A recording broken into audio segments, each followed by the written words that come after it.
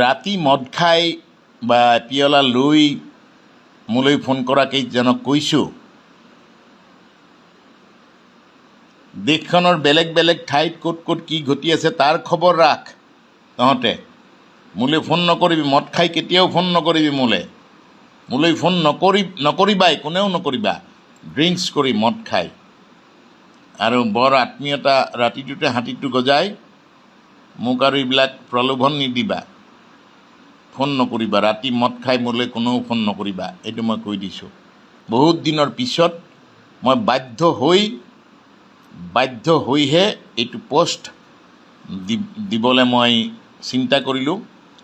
কাৰণ সন্ধিয়া হোৱাৰ পিছৰ পৰা ইমান আত্মীয় ওলাই যায়, ইমানেই সহায় কৰি যায়, ছয়তান মনৰ মানুহে যাতে মোলৈ কোনোদিন ফোন নকৰে আৰু কোনোদিন অন্য কাৰোবাৰো যাতে সময় নষ্ট নকৰে দেই।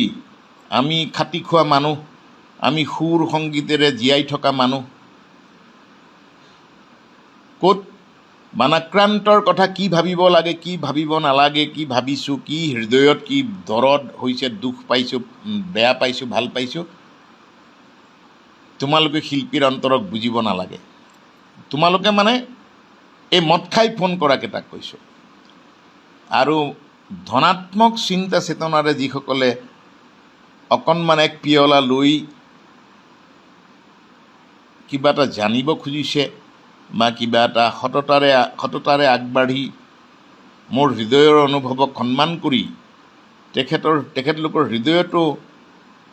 হৃদয়খনো জুমি চোৱাৰ মই সুযোগ সুবিধা পাইছোঁ বা স্নেহ আতিথ্য পাইছোঁ, তেওঁলোকলৈ সদায় সন্মান আছে। মই এটাই কৈছোঁ, কেতিয়াও যিমান কোটিপতি পুঁজিপতি মহামান্য মদাহী হওক, তেনেধৰণৰ পৰা মই মদাহী বুলি এইকাৰণে কৈছোঁ, চৰকাৰে আজিকালি কিবা আইন কানুন উলিয়াইছে হেনো, চৰকাৰৰ পঞ্জীয়নভুক্ত ড্ৰিংকছৰ দোকানত বা এনেকুৱা মহলত ড্ৰিংকছ কৰিলে চৰকাৰে মানুহক থৈ আহেগৈ, গাড়ী মটৰ দি পেলাই বোলে থৈ আহিবলৈ কিবা সিদ্ধান্ত কৰিছে। মই সেইবিলাক নহয় বা আমি সেইবিলাক নহয়। মই এটাই কৈছোঁ, সন্ধিয়া হোৱাৰ লগে লগে নিজে খোলাত মদৰ বা ড্ৰিংকছৰ খোলাত বহি কাকোৱে ফোন নকৰিব। এইসকলকহে কৈছোঁ, যিসকলে আনৰ মূল্যৱান সময়ক বিনষ্ট কৰে।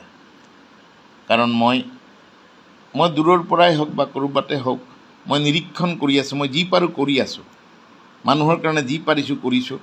মই কেতিয়াও জনতাৰ সন্মুখত এটা ফেনাইলৰ বটল দি পেলাই, বানাক্ৰান্তৰ সন্মুখত এটা ফেনাইলৰ বটল দি তাতে পজ দি মই ফটোগ্ৰাফ কাকো তুলিবলৈ দিয়া নাই। ময়ো আক্ৰান্ত বানত, মই অভ্যস্ত, সৰুৰ পৰা বান পাইছোঁ, কিবা পাইছোঁ। মই ক'লোঁ, মোক কোনো আত্মীয়ই যাতে মোক ফোন নকৰে, ড্ৰিংকছ কৰি যাতে মোক ফোন নকৰে, মোৰ খবৰ নালাগে, ৰাখিব, মোৰ খবৰ সময়ে ৰাখিব। ধন্যবাদ।